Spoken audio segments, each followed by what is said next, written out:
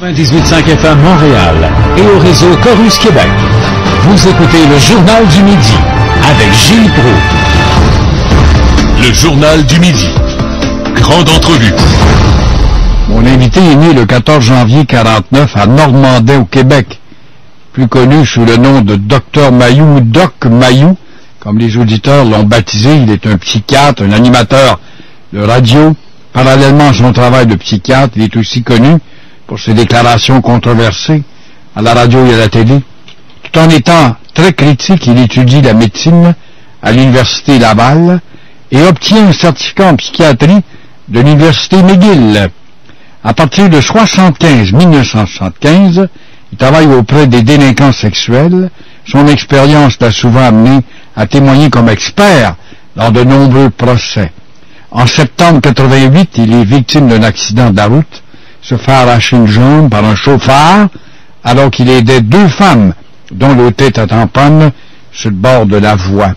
Et, vous avez sans doute deviné, cet homme controversé, où on l'associe à des allégations de racisme, d'infériorité d'autres races, etc. Et le docteur Mayou, bonjour mon cher Pierre. Oui, bonjour Gilles. Par les temps qui courent, ma carrière achève et j'invite, étant un délinquant moi-même, disons, j'invite les délinquants. J'ai invité Gendron, Stéphane, j'ai invité André Arthur, et j'ai pensé à vous aussi. C'est gentil, Gilles. Oui, ça fait un compliment. Mais je suis pas un délinquant. Hein, c'est un compliment, un délinquant entre guillemets. Oui, entre guillemets. Un garnement, ça veut dire. Non, une grande langue. Oui. Oui, une grande gueule. Une grande gueule, c'est vrai. Et ça vous a apporté beaucoup d'être une grande gueule. Vous aviez un médecin différent des autres. Vous n'aviez pas la langue de bois. C'est-à-dire, dans mon bureau, non. Comme psychiatre, j'ai pas une grande gueule. Comprends-tu? Je suis un très bon psychiatre, je traite bien les gros cas de psychiatrie. Ça, c'est une chose. Oui. Mais j'ai mon tempérament, et lorsque je fais une déclaration, je le fais pas avec mes études de psychiatrie, je le fais avec mes traits de caractère, que j'ai hérité surtout de mon père. Comprends-tu? Oui. Fait que mon père avait une grande gueule, puis j'ai une grande gueule, puis c'est comme ça. Qu'est-ce que faisait votre père dans la vie? C'est un commerçant d'animaux. D'animaux? Oui. Ah oui. De là, votre amour pour les chevaux? Ben oui, je viens de la campagne, tu sais. Mon père était un commerçant de chevaux, commerçant d'animaux. Puis ensuite, mon parrain est un cultivateur. Oui. Fait que j'ai grandi dans la ruralité. C'est beau. C'est vrai que le cheval fait partie des 10 animaux les plus brillants de la Terre. Qui est capable de compter jusqu'à 10, on l'a vu dans des spectacles de cirque, l'utilisation du cheval. Ça a une certaine intelligence, mais pas comme les chiens. C'est jamais brillant comme un chien. Le chien est un gamme. Je pense que c'est noble. Le dauphin, c'est le premier? Oh, je sais pas. Ça se peut. Oui. Je suis pas en dehors des, tu sais. Pas un zoologiste, non? Mais, la radio vous manque? Non. Ah, ben, magnifique. Non, mais écoute, la radio me manque. Moi, je suis ici avec toi pour 1 heure. Oui. Ensuite, je m'en vais à TQS pour 1 heure en direct à l'avocat du diable. La radio. Je gueule presque autant, là. C'est tout à recommencer. Oui, mais là, c'est ce matin, ben là, on me courait après pour les antidépresseurs. C'est un rabais, là. Ben, fais attention. Ici, oui, mais pas à TQS. Oui, mais ça paye pas cher, à TQS. Je sais, j'ai attention, ça paye... Ah, t'es peut-être meilleur négociateur. Ben, écoute... Mais Pierre, depuis le 27 juin, la Cour suprême a pris une décision quant à la largeur du couloir de la libre expression. C'est toute une nouvelle pour des gens qui, en tout cas, ont été souvent sur la ligne de feu, comme toi, moi, Arthur, et Gendron et combien d'autres. Écoute, Gilles, je l'ai avec moi. Oui. J'avais prévu d'amener ça, mais j'ai emmené, sans te le dire, j'ai emmené le jugement de Cour suprême. C'est la cause Rafe Mair contre Carrie Simpson. Oui. Rafe Mair est un animateur de Colombie-Britannique. Oui. Et c'est une décision, effectivement, du 27 juin 2008. C'est tout frais et je l'ai avec moi. Et j'ai lu ça avec jouissance. Parce qu'effectivement, si quelqu'un avait voulu me planter, il n'aurait pas réussi avec le genre d'attitude qu'a la Cour suprême de notre pays. Écoute, elle écrit, juste à donner un petit avant-goût, il ne faut pas non plus vouer à la réputation personnelle une déférence exagérée, propre à paralyser un débat ouvert sur des questions d'intérêt public. Autre point, nous vivons dans un pays libre, et ça je l'ai toujours défendu, Gilles Proulx. Oui. Nous vivons dans un pays libre, même si on est proche de Cuba plus souvent qu'à notre tour, nous vivons dans un pays libre, disais-je, où il est permis d'énoncer des opinions outrancières et ridicules, tout autant que des vues modérées. Hey, ça vient de la Cour suprême. C'est jouissif. D'accord, mais je peux dire... Hey, les crosseurs, mon homme, là, puis les rabatteurs, puis les censureux, puis toute cette maudite clique-là... Les fesses serrées. Les fesses serrées, les anus constrictés, convient avec moi qu'avec ce jugement-là, ils n'ont qu'à bien se tenir. Oui, j'ai le droit de dire le docteur Mailloux est un fou, puis a fait ci, puis a fait ça, puis il divague, puis il peut être raciste ses bords, et je sais que dans sa chambre à coucher, il couche avec des petits gars. Là, j'ai pas le droit de dire ça. Ah, tu peux. Si t'as des raisons... Ah, mais j'ai pas de fait pour prouver ça. Non, t'as pas le fait. Faut que je les fais. Non, faut que t'aies le prouver. Si t'es de... Ils appellent ça le commentaire loyal. Gilles, c'est tout dans le jugement. Ouais. Mais... Alors, si, regarde, ce sera à moi, si tu dis ça, OK? Ce sera à moi de prouver devant un tribunal que tu as été malveillant en disant ça. Si tes faits sont relativement fondés, puis tu n'as pas à les démontrer, si c'est un commentaire loyal, tu étais convaincu de ce que tu disais suite aux informations que tu as eues, ça suffit pour le dire. C'est intéressant, on revient vraiment à la loi française. Je suis pris en délit, et c'est à la justice de prouver que je suis dans le délit. Uniquement... Alors que c'est à moi de prouver à la justice. Uniquement sur le point de la malveillance. Ce sera à la personne vexée de démontrer la malveillance de l'autre. Et ce qui est toute une côte à remonter. Gilles, on a une liberté en ondes tant qu'on est bienveillant, tant qu'on est honnête, tant qu'on est loyal dans nos commentaires, on peut aller loin au Canada. Et j'en suis ravi. Oui, mais ça, c'est depuis le 27 juin. Avant ça, là, il y en a une gang qui a fait serrer, y compris ici. C'est très forçant de faire ce que nous faisions, en tout cas. Je m'inclus là-dedans, dans les nous. Comme toi, on t'offre la radio, 3 heures en ligne, tu trouves ça trop dur, moralement? Non, intellectuellement? Non, c'est la concentration. C'est dur, là. C'est sûr que ce que j'ai fait pendant 11 ans, 3 quarts, écoute, 3 heures par après-midi, 5 jours semaine, ça demande toute qu'une discipline de vie, hein. Une discipline de vie pour être toujours au maximum de mon coco. Je peux me tromper, mais il ne faut pas que je me trompe ou je me gourre parce que j'étais fatigué. Ou que je manquais de concentration cette journée-là, tu comprends? Oui. Tu as choqué beaucoup d'oreilles, des fois avec plaisir, je pense si peu, le féministe, par exemple. Et tu es un défenseur de la grand-mère gréviste, moi aussi. Le masculin n'emporte sur le féminin.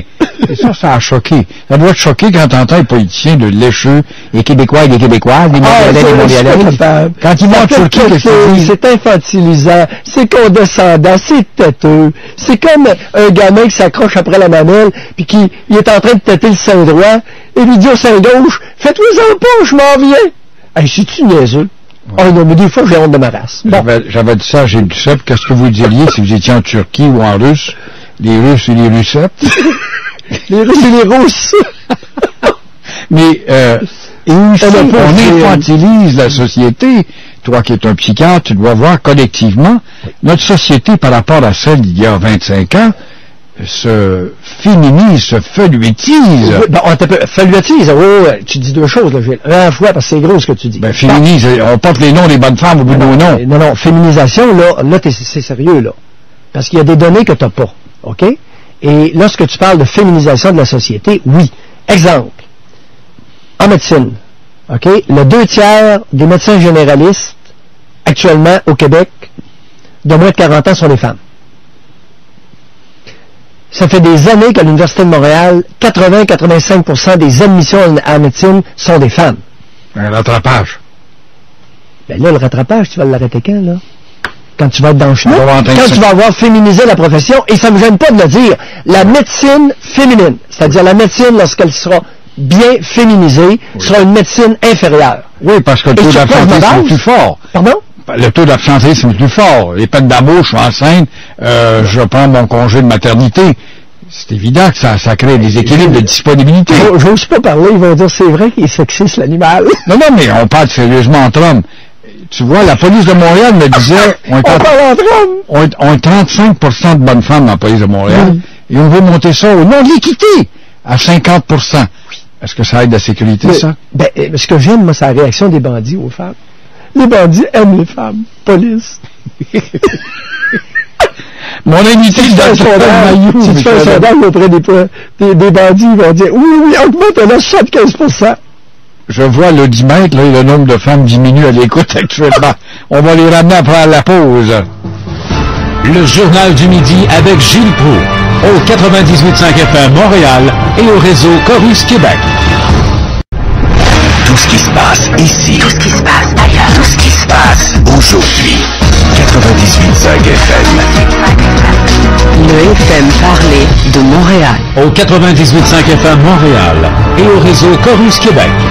Vous écoutez le Journal du Midi avec Gilles Proulx. Un enfant terrible de la radio, mon invité est Pierre Mailloux. Et Pierre, on parlait de la féminisation, les hommes qui portent le nom de leurs femmes, les Québécois, les Québécoises, tout ce contexte. Il y a aussi... Les policiers et les politiciens. Oui. Les politiciens et les politiciens. C'est niaiseux, ça, cette affaire-là. C'est épouvantable. Ah oui, oui. Mais on passe pour des machos, des dinosaures, nous, à dire ça. Ouais. Mais quand tu vois sur le pont Jacques-Cartier ou Champlain, soyez prudents, c'est glissant.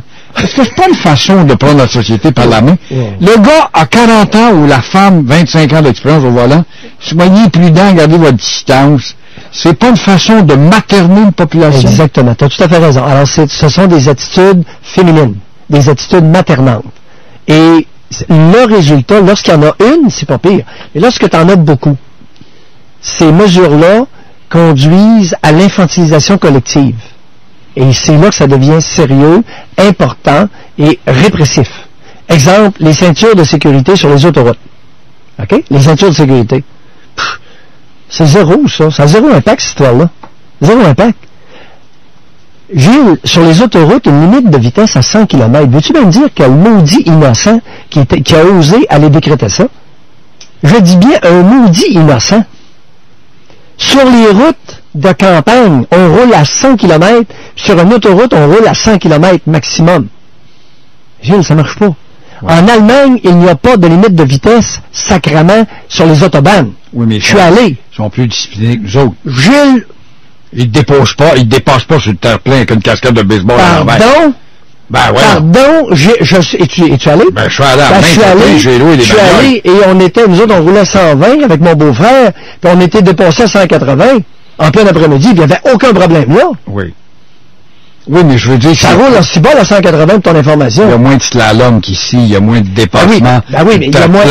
Gilles, quand t'as un paquet de monde de niaiseux qui roule à 100 km, puis il y a quelqu'un qui veut rouler un peu, il fait quoi? Eh oui. Il vient fru. Il se tient à droite, le gars qui va pas Le problème avec la société infantilisante du Québec, maternante, société matriarcale, c'est que tu cumules ou tu accules un paquet d'hommes, de jeunes hommes, à un état de frustration, pour ne pas dire de rage. Puis là, après, t'as les bonnes femmes qui disent « Les enragés du volant. » Hey, mesdames, sont frus sans connaissance. Oui. Ces hommes-là. Je reviens à tes Allemands et Français. Le lundi matin, il y a 70 morts aussi, au téléjournal. Sur 60 millions d'habitants. 60 millions en Allemagne? Les deux Allemagnes réunies, n'est-ce pas, Gilles? 40, il y a plus 40, 20? 80? 85 millions. 60 millions d'abrutis en France, puis 80 millions en Allemagne? Mais ça, est-ce que je suis dans les bonnes... Ça, c'est raciste, ça, ce que tu viens de dire, là. C'est un joke. Ah! C'est un gag plate. Ben non, écoute, mon écuyère, OK, qui gagne les concours sur une Française. Oui. Penses-tu que c'était sérieux, je te dirais une niaiserie comme ça? Mais dis-moi... Hey, apprenons à rire un peu profond. Mais non, mais tu vantes les Allemands, puis là, tu dis les niaiseux de Français. Non, écoute, mon écuyère, puis elle va bien. Oui. Chez nous, j'achète de la semence de France pour accoupler mes juments. Hey, si j'étais raciste, puis je le pensais, penses-tu que je ferais ça?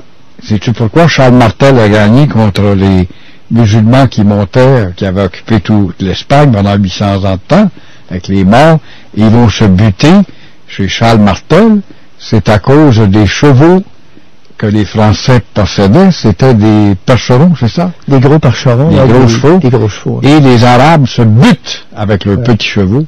Ils n'ont pas de selle, ils n'ont pas d'étrier non plus à l'époque. Et c'est ce qui va faire que Martel gagne. Écoute, c'est facilement leur double. Un percheron ou les races françaises, à ce moment-là, les Normands, les chevaux normands ou les percherons, faisaient facilement le double. Parce qu'un arabe, vois-tu, c'est 800-900 livres, 800 livres. Ouais. OK? Tandis que l'autre, le percheron, à ce moment-là, c'était 1400, 1500 livres. Ah, tu vois, c'est carrément leur double. Oui. C'est un athlète. Ben, Le chauffeur qui t'a frappé, est-ce qu'on l'a pincé? ben oui, il était là. Son char s'est démoli. Il est rentré dans le derrière de l'autre. Ah, bon, moi, je ne pas un chauffeur dans ce cas-là. Ben, pas un chauffeur. Écoute. Il est 6h30, il fait l'air. Moi, je me tasse, je le vois venir. Fait que je me retourne de bord, puis il nous avait pas vus. C'était 3 femmes. C'est une mère avec ses 2 filles qui étaient en panne d'essence. Je suis allé chercher la gasoline. Et puis, c'était maudit cave-là, nous a pas vus. Il a foncé dans nous autres. La mère, elle, s'est tournée, elle l'a vu, elle a agrippé ses 2 filles et les a entraînées dans le fossé. OK? Et moi, j'avais le dos tourné. Parce que je l'avais vu, il s'en venait. Je lui ai dit, il va ralentir, il va passer au côté. Pas ça, il a foncé. Fait qu'il m'a pogné une jambe entre les 2 bumpers, à 50 000 à l'heure. Mais les policiers m'ont dit qu'il n'était pas en état d'ébriété, il n'avait pas pris d'alcool.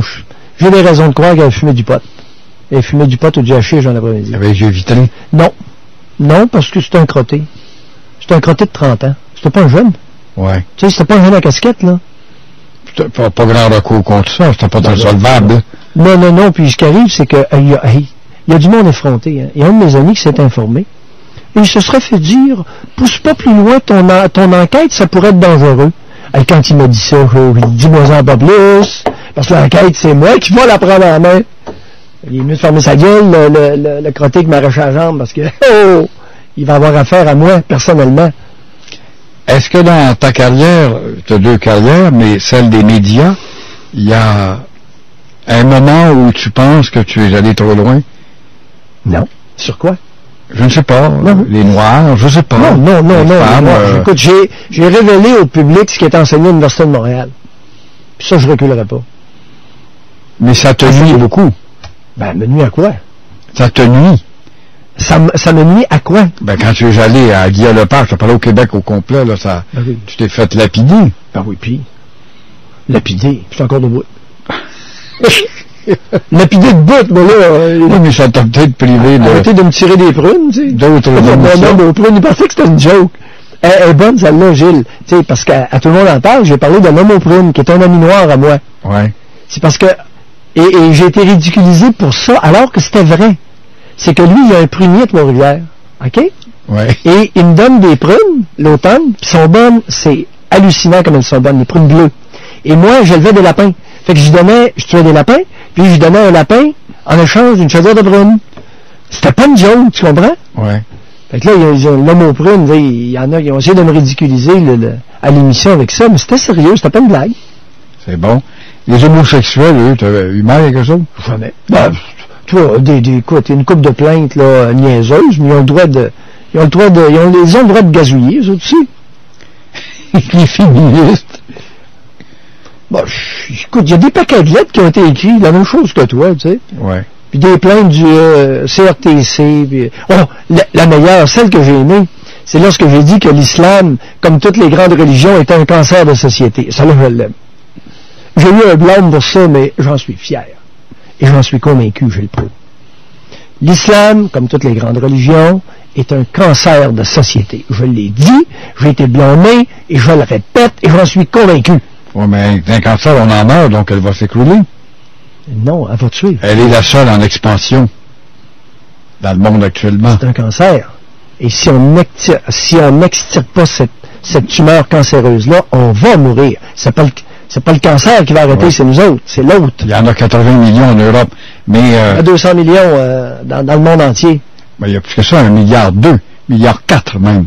De musulmans? Pratiquants? Oui. Ah, pratiquants, je ne sais pas, mais en tout cas, on a dépassé l'Église catholique, qui, elle, n'a pas des fervents, a des gens titrés catholiques. Pratiquants fervents, là, ils sont au moins une couple de 100 millions. Mais t'as pas l'impression que c'est la fin, c'est le commencement de la fin de l'Occident, avec toute cette mollesse, cette féminisation. Non, ce qui arrive, c'est que... Bon, ces chattes. Gilles, il faut que je t'explique, là, le mouvement pendulaire. Ça, c'est l'histoire de l'humanité. Oui, mais ça, c'est 500 ans. Moi, j'aimerais bien pouvoir revenir au... Oui, mais c'est un pendule. Puis parfois, le pendule, il peut rester collé longtemps. T'es un historien, l'Inquisition, 500 ans. Oui. N'est-ce pas? Oui. Italie, France, Espagne, Portugal, l'Inquisition a touché tout ce... Ouais. Le bassin latin. Le bassin, majeure partie de l'Europe. Latin. Okay? Ça a duré 500 ans. Ouais. Puis à un moment donné, et ce pendule-là, de ce côté-là, est allé très loin. Il y a eu combien de morts? L'Inquisition a tué combien de personnes? Brûlées, Le très peu comparé avec Mao puis Staline. C'est vrai. Et Adolphe. Oui. Staline bat Adolphe. Adolphe est un enfant d'école à comparer avec Staline. Mao, Staline, on lui met quoi? 40 millions qui ont exterminé? La police travaillait de nuit. Qu'est-ce que t'en penses? Mao, oui. Mais Staline? Staline, 20 millions. À part des 20 millions de pertes, c'est terrain de guerre. Oui, mais c'est seulement en extermination, Staline, tu mets 20 millions? On parle de 20 millions, oui. Mao Tse-tung, de Bério, oui. On ne sait pas. Mao Tse-tung, on ne le sait pas. Mao Tse-tung, c'est à peu près pareil. Au moins? Oui. Au moins? Oui. Au moins. C'est sûr qu'Adolphe, ça fait bien paraître Adolphe Hitler. Alors, énervez-vous pas, s'il vous plaît, ceux qui écoutent, là. Oui. Deux fois en liberté, mesdames, messieurs. 790-98-50. On va revenir dans quelques instants. Le journal du midi avec Gilles Proulx, au 98.5 FM Montréal et au réseau Chorus Québec. Tout ce qui se passe ici. Tout ce qui se passe ailleurs. Tout ce qui se passe aujourd'hui. 98.5 FM. Le FM parlé de Montréal. Au 98.5 FM Montréal et au réseau Chorus Québec. Vous écoutez le journal du midi avec Gilles Proulx. Pierre Mailloux, qui est psychiatre et animateur, à radio et à la télé, opiniâtre, pamphlétaire. As-tu été approché en politique, Pierre? Oui, Gilles. Qui?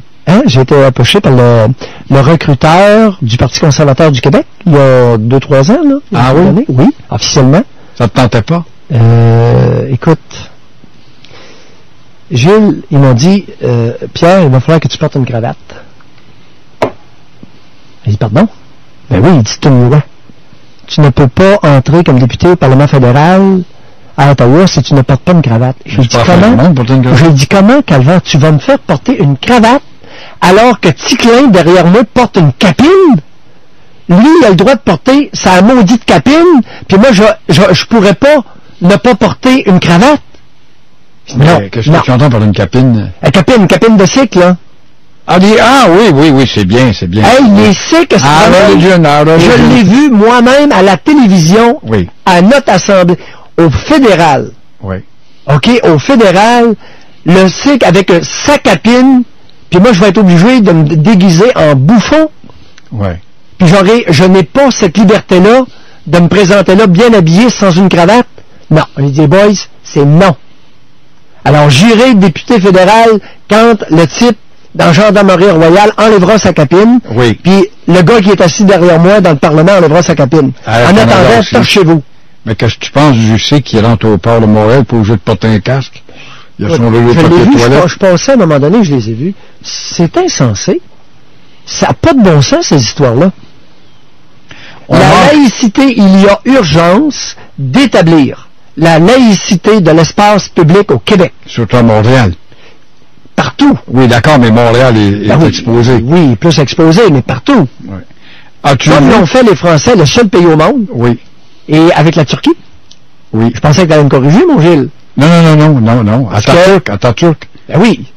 La France et la Turquie, puis ça barre en maudit en Turquie à cause de ça. Oui, donc c'est les deux seuls pays où on a légiféré sur l'espace public comme étant nécessairement laïque. Oui. Et ça s'impose. Tout pays civilisé. Écoute, tu vois l'Angleterre qui est en train de s'embourber. Je suis pas ici de faire de l'histoire. Non, c'est intéressant, on parle de droit. Et tu allais à Ville-la-Salle, il y a là un temple hindou, ça fait rond dans l'oratoire Saint-Joseph. Tout ça dans un pays de liberté dans lequel liberté nous surnageons. Ils ont le droit. Je parle l'espace privé.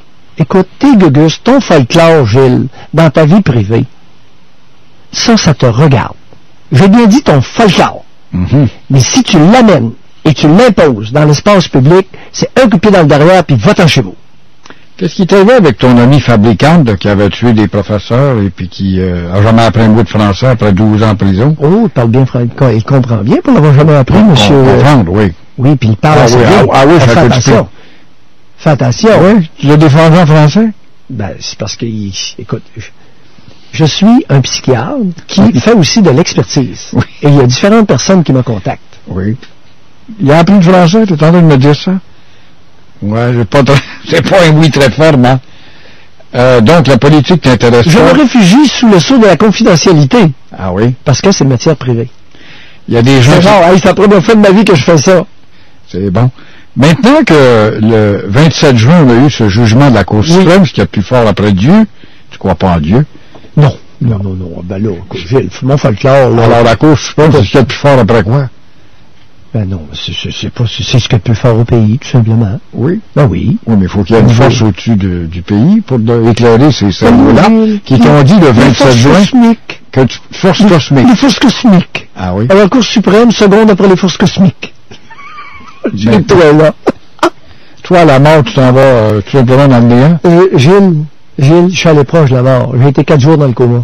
Oui. OK, ils m'ont sauvé par les ongles d'orteil. Oui. OK? Mais qu'est-ce que ça valait? Ça valait de rien. Quand t'es dans le coma, mon homme, là, t'es pas brillant. Oui, mais t'es pas mort dans le coma, là. Ben là, t'es pas fort, là. Non, mais pour toi, à la mort, t'en vas où, là? Ben, si t'en vas nulle part, t'en vas dans le trou. Dans le trou. Ou dans le toaster. Là où t'étais avant de naître. T'es né en 49, donc tu retournes en 1948. Oui, c'est ça. Ah oui. C'est en plein ça. Écoute, où tu vas aller, Gilles? Juste question. Tu vas aller faire une promenade en quelque part? Je sais pas. Personne n'est revenu. Il y a quoi, 17 milliards de personnes qui vont mettre depuis le début? Il n'y a pas une qui est venue me dire dans c'était là. Non, pas une. Même Lazare, apparemment, est dans le coma. Mais le 27 juin, la Cour suprême t'a dit que tu peux dire n'importe quoi. Ça veut dire que le CRTC, la Régie des ondes, ne sert à rien? Ben, écoute, j'ai l'impression que j'ai eu beaucoup de... J'en ai jamais parlé. Mais je dois dire que j'ai très peu de respect pour les blâmes que j'ai reçus. De clubs de bonne madame, Madame Bachand, puis Madame ci, puis Madame ça, tu sais, qui m'écrivaient des beaux blâmes, sans m'avoir consulté, sans même m'avoir demandé quel était mon point de vue. Comprends-tu?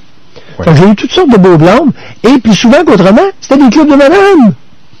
Elles m'ont tiré l'élastique pas mal fort, les clubs de madame, parce qu'on peut pas répondre à ça, puis j'avais pas le temps de répondre à ça. Mais ces clubs-là de madame, là, du CNN, puis CN quelque chose, puis CRTC, là, ouf! Ils sont tous flancs, les madames, Gilles. Pas mal. Elles sont plus acharnées que les hommes dans un combat. Des fois, elles sont plus tenaces. Il y a M. Pierre qui veut parler. Plus tenaces ou moins de jugement? Oh, c'est pas fin. Ou un jugement plus émotif. Ah. Mais s'il faut qu'il n'y ait pas de jugement autour d'une table d'opération où là où tu vois trop de femmes, ça va être inquiétant tout à l'heure. On s'en parlera. Oui. Pierre, bonjour. Bonjour, monsieur. Oui. Je vous appelle sur votre opinion tantôt, là, les femmes médecins. Oui. Moi, je voudrais vous donner un petit aperçu. J'ai une petite fille, moi, qui avait un pédiatre, un homme pédiatre. Il a décidé de prendre sa retraite il y a 5 ans. Il a donné ses dossiers à une pédiatre à la salle. Oui. La madame a 7 enfants. Elle fait du bureau, va prendre une journée par semaine. Oui. Là, pour avoir un rendez-vous, ça prend entre 6 et 9 mois. Tandis que le pédiatre qu'elle avait avant, il faisait du bureau 5 jours par semaine. Oui. Eh bien, attendez, là, on parle si on a des listes d'attente. Attendez tout à l'heure. Il y a 80% de femmes qui s'en vont au médecin. Attendez les attentes tantôt. Vous avez tout à fait raison. Alors, je me dois de vous informer d'un fait reconnu par le Collège des médecins. Vous pouvez vérifier. C'est que les femmes médecins gagnent 30% de moins que les hommes médecins. Savez-vous pourquoi? Du temps qu'elles mettent. Elles travaillent 30% de moins. Ça, c'est une moyenne. Il y en a qui travaillent plus. Non, c'est sur une moyenne provinciale. Oui. Alors là, lorsque vous parlez de la diminution de l'offre de soins en médecine, on est sur une pente glissante pas à peu près. Mais alors, plus il va y avoir de femmes en médecine, moins vous allez avoir d'offres de services médicaux. Donc, liste d'attente qui augmente. Mais le but, c'est de monter, c'est comme dans la police, à 50%. Égal à l'homme, non? Je vous ai dit tout à l'heure qu'actuellement, en médecine générale au Québec, les médecins de moins de 40 ans, 66% femmes. Oui, mais c'est le corps global, là. Ils n'ont pas atteint 50% encore. Oui, mais les autres, c'est des petits vieux. Ouais. Ils n'ont pas atteint 50%. C'est pas comme ça que ça marche, Gilles. Quand tu vas l'atteindre, 50%, là, tu vas hurler. Oui, mais tu es en train de dire que tu veux régler le problème des attentes, c'est de mettre les bonnes femmes dehors et avoir rien que des hommes médecins? Pas nécessairement. On peut avoir des deux, mais en étant bien clair que lorsque tu épouses une profession, je m'exprime comme ça, c'est assez rare, mais lorsque tu choisis une profession, arrange-toi pour être disponible. Si tu veux avoir des enfants, pas de problème, mais tu peux pas être médecin puis avoir 7 ans, être femme médecin puis avoir 7 enfants. Parce que là, il y en a un des deux qui marchera pas, là. T'auras pas à tête là, ou si tu as la tête à ta profession, les enfants vont être carencés puis solides. C'est un pensée-y bien. Merci, M. Pierre. Richard, bonjour. Bonjour. Monsieur Mailloux, je vous remercie pour les années que vous avez passées à la radio. Vous avez aidé à évoluer les gens, moi en particulier. J'ai une observation, une question à vous poser. Quand vous avez passé à Tout le monde en parle, vous avez fait revenu sur cette étude-là. Il y a une chose... c'est Guillaume Lepage qui est revenu là-dessus, c'est pas moi. Oui, je pensais jamais que ce pied-là ramènerait ça. Mais il y a quelque chose, par exemple, qui s'est arrivé durant l'émission, que je trouve qui était vraiment irrespectueux envers votre endroit. Cette espèce de petit joke plate que Mme Mitsou a fait sur les petits barbus à une patte. Ouais. Moi, regardez, Dr. Mailloux, moi, je suis gros. Elle avait le droit de le dire. Elle a le droit de le dire, mais... Elle a le droit d'être sans dessin. Oui, mais je veux dire, moi, m'attaquer à des gens qui ont un accident, puis c'est pas de votre faute, et c'est irréversible... Oui, je t'en rendant service à 3 femmes à rapport à ça, en plus. Mais pour quelqu'un qu'on dit qui est supposément misogyne, j'ai remarqué que votre accident s'est arrivé en aidant des femmes, et que vous avez travaillé à la radio, et là vient ma question, avec 2 femmes. Oui. J'aimerais savoir, si c'est possible, qu'est-ce que ces 2 femmes-là, Janine Ross et Manon Lépine, vous ont apporté en travaillant avec? Parce que c'est comme 2 caractères plus ou moins différents, là, dans les 2 cas. J'aimerais savoir ce qu'ils vous ont apporté à travailler avec eux. Une légèreté. Une par son brio intellectuel et l'autre par sa candeur et sa jovialité. Alors, autrement dit, c'est que je pouvais travailler très fort en demeurant, en ayant l'impression de travailler légèrement. Entre parenthèses. Pardon? Ils ont comme apprivoisé la bête, entre parenthèses. Oh, la bête est facile à apprivoiser. Contrairement à ce que beaucoup de gens pensent, je suis très facile à vivre. Au quotidien, là... un gars jovial de nature. Ben oui. Mais tu parles de Lepage, le pied, mais c'est recherché si on donne la question quand même. Tu peux pas le blâmer? Écoute, non, mais c'est parce que j'allais là pour me mesurer avec lui. Et c'est le grand, là, l'insignifiant, comment il s'appelle, le chanteux, là. Turcotte? Non, le chanteux, là, Bigra. Ah, Dan Bigra. Le chanteux, puis Mitsu. Fils de médecin. Oui. Ouais, fils de psychiatre. Ouais. Hey, j'ai appris ça par la suite. Hey, c'est pas chic. C'est pas chic, l'histoire de son père. Je comprends qu'il était haineux envers moi. Ouf! En tout cas, on m'a rapporté des potins. Je sais pas si c'est vrai, là. Mais en tout cas, ce qui m'a pris par surprise, moi, c'est que j'ai été harangué par le chanteur puis Mitsu. Alors que j'allais là pour me mesurer à Guillaume Lepage, qui à peu près rien dit. Mais t'en dis beaucoup ici. Je me suis baisé. On vous revient dans quelques instants. Au 98.5 FM Montréal et au réseau Chorus Québec. Vous écoutez le Journal du Midi avec Gilles Proulx. Le Journal du Midi avec Gilles Proulx au 98.5 FM Montréal et au réseau Chorus Québec. Nous avons cette fois un autre intervenant et c'est au tour de... T'en plein ça. Oui, bonjour. Allô? Oui, on vous écoute. Oui, bonjour. Je suis bien content de vous parler à vous deux. C'est la première fois que j'appelle sur une ligne téléphonique. Ah, ouais. Et puis, c'est la première fois. Puis, et quel âge avez-vous? 42 ans. 42 ans. Ouais. Puis, je pense que ma blonde, ma femme, Cathy, est plus nerveuse que moi, je pense. Puis, qu'elle m'écoute à la radio, en plus. Fait que je suis juste pour vous dire que, dans le fond, il y a un petit côté négatif à tout ça. C'est que nous autres, que moi, je suis camionneur depuis bien des années. Oui. Puis, à écouter Dr. Mailloux à tous les jours, ça devient comme une religion. Puis, je pense que... Attention, il est anti-religieux. non, mais c'est une façon de parler. Évidemment, j'aimerais bien changer ma façon aussi, là, mais... Oui, allez-y. C'est... à un moment donné, ça devient comme... Vous autres, vous êtes à la radio, mais nous autres, on vous écoute. C'est comme si vous rentreriez dans nos vies à tous les jours. Puis, aujourd'hui encore, c'est même pas... J'ai même pas fait le deuil de tout ça. Il n'y a pas juste du monde à soigner aussi. Là. Il y a nous autres qui vous a écouté pendant tellement longtemps que, à un moment donné, ils nous coupent ça. C'est pour ça que j'écoute plus 730 avec les affaires de sport aujourd'hui. J'ai carrément coupé ça depuis que le Dr. Mailloux est plus là. Puis, j'ai le Proulx en plus qui s'en va, fait que je sais plus ce qu'on va faire. Mais jouer de la guitare, achetez-vous des disques, monsieur. Un livre. Non, je suis vraiment de fin de semaine. Non, c'est pas... Eh bien. Vous savez, je vous dirais ceci. C'est que pendant les 11 ans, 3 quarts que j'ai été en onde à CKC, J'ai eu l'impression que le Québec s'est écouté. Ouais. Et Gilles, cette dimension-là, tu n'en étais pas suffisamment conscient. C'est un des reproches que je pourrais te faire. Le Québec est devenu plus nombriliste, plus Non. Ce que je veux dire par là, c'est que dans l'interaction avec les auditeurs, ouais, avec beaucoup de monde qui écoute, c'est qu'on s'écoute. Et c'est cette partie-là, j'ai l'impression que j'en étais très conscient. Je suis pas sûr que tu en es aussi conscient, Gilles. C'est ça que notre interlocuteur nous amène, là. Lui, il est camionneur, OK? Il t'écoute, il écoute l'intervenant, il écoute l'interlocuteur, celui qui appelle, et ça mijote dans sa tête, ça vient le rejoindre, ça vient susciter des idées, des images, ça rentre par les oreilles. Ouais. Comprends-tu? Oui. Il est en lui-même de façon saine. C'est pour ça que je te dis, à travers tout ça, le Québec s'est écouté. On s'est écouté, on s'est parlé et on s'est écouté.